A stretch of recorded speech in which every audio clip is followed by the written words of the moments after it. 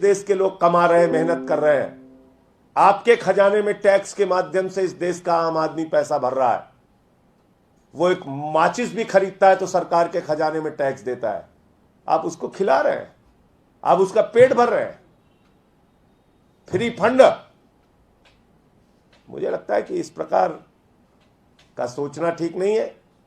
और माननीय सर्वोच्च न्यायालय ने क्या टिप्पणी की है उसका हम लोग अध्ययन करेंगे, लेकिन आम आदमी पार्टी का और हमारे मुख्यमंत्री अरविंद केजरीवाल जी का स्पष्ट तौर पे मानना है कि आम इंसान की जिंदगी की बुनियादी जरूरत मुफ्त में ही उसको मिलनी चाहिए।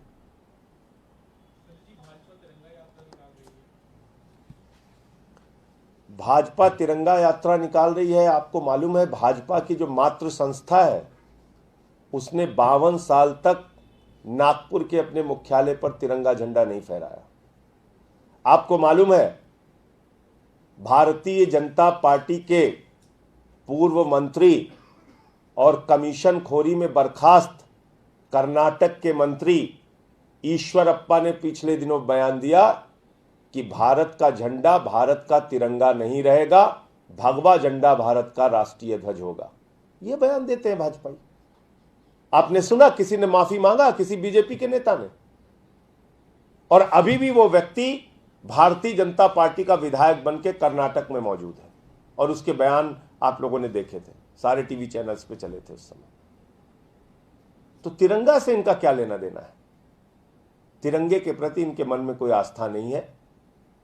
इनके नेताओं की सोच भारत के राष्ट्रीय ध्वज के विरोध में रही है, इनका कृत्य विरोध में रहा है। और नागपुर के मुख्यालय पर तो जिन लोगों ने तिरंगा फहराया था उन पे 11 साल तक मुकदमा चला था। 11 साल तक। आम आदमी पार्टी का जन्म जिस आंदोलन की कोख से हुआ, हाथ में तिरंगा लेकर ही हम इस देश के करोड़ों लोगों के साथ उस आंदोलन में शामिल हुए थे।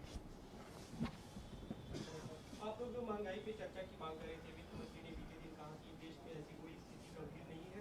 दूसरे राज्यों से तुलना करें तो स्थिति अच्छी है और हम चर्चा हर सवाल का जवाब देने। देखिए वित्त मंत्री जी क्या जवाब देती हैं, क्या वो साबित करना चाहती हैं, वो भली भांति जानती है।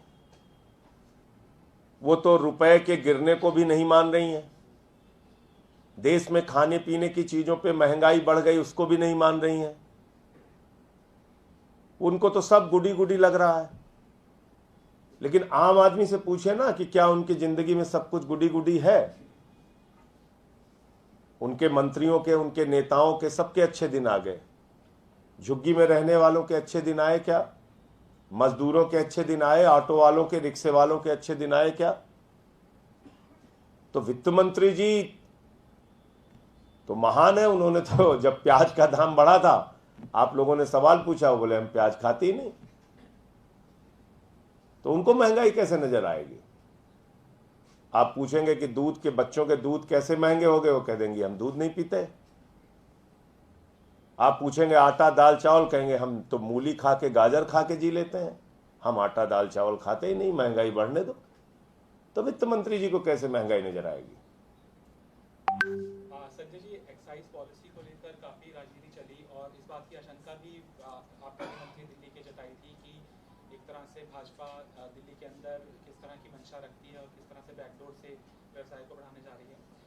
एनसीआर के अंदर 30% जो सेल है लिकर की वो बढ़ गई है, क्योंकि दिल्ली के अंदर लिकर नहीं मिल पा रही है और तमाम लाइसेंसी जो हैं वो अपने लाइसेंस भी सरेंडर कर रहे हैं।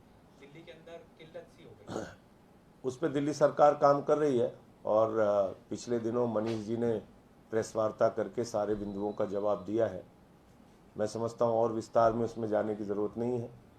पुरानी जो पॉलिसी है उसको फिर से सरकार लागू कर रही है।